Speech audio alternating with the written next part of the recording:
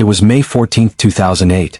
The fields of western Minnesota were still soaked with the last stubborn breath of spring, and the sky had begun to shift into the velvet blue of midnight. Brandon Swanson, a 19-year-old college student studying wind energy at Minnesota West Community and Technical College, had just finished celebrating the end of the semester with classmates. He wasn't intoxicated, at least not enough to raise concern among his friends, and around 1:15 a.m., he left the small town of Canby heading home to Marshall, about 30 minutes away. But Brandon never made it home. Instead, what followed was a phone call, a slow-building dread, and a mystery that would stretch beyond reason. At 1:54 a.m., Brandon called his parents. His voice was calm, maybe slightly annoyed. He told them he had driven into a ditch and couldn't get the car out. He wasn't hurt.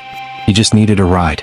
He believed he was near the town of Lind, a place his parents knew well. His father, Brian Swanson, got dressed and jumped into the car with Brandon's mother, Annette, on the line.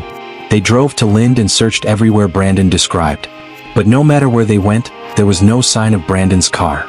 The call stayed connected for 47 minutes. Brandon was walking along a gravel road, describing landmarks. He said he saw lights in the distance. He believed they were from Lind.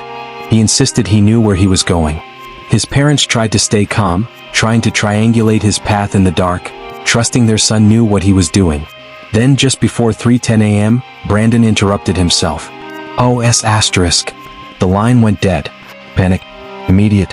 His parents called back over and over. No answer. At 6:30 a.m., they contacted the Lind police. The initial response was less than urgent. Brandon was 19 after all, technically an adult. Maybe he just wandered off.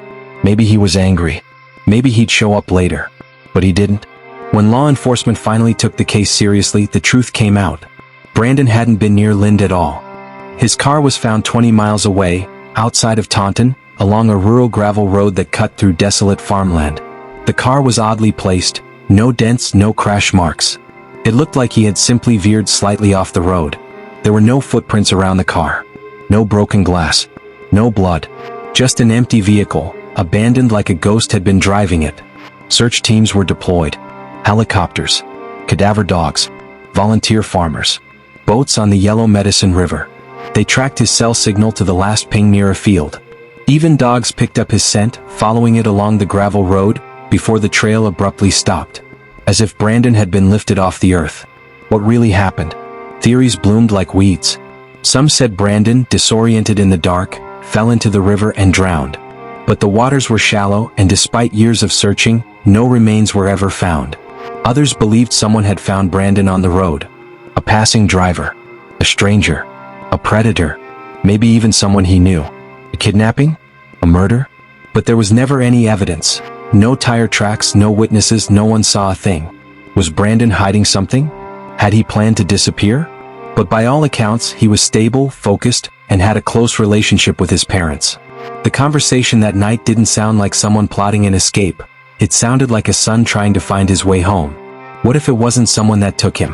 What if it was something? The dog stopped. The phone died. The body never found. Could something unimaginable have happened in the shadows of that loneliness? Years have passed. No new clues. No updates. No answers. Every year on the anniversary, his parents leave the porch light on. They created legislation, Brandon's Law, to ensure police take missing adult cases seriously from the start. But the light remains unfulfilled. There's something especially cruel about a mystery without closure. It isn't just the grief of loss, it's the torment of possibilities.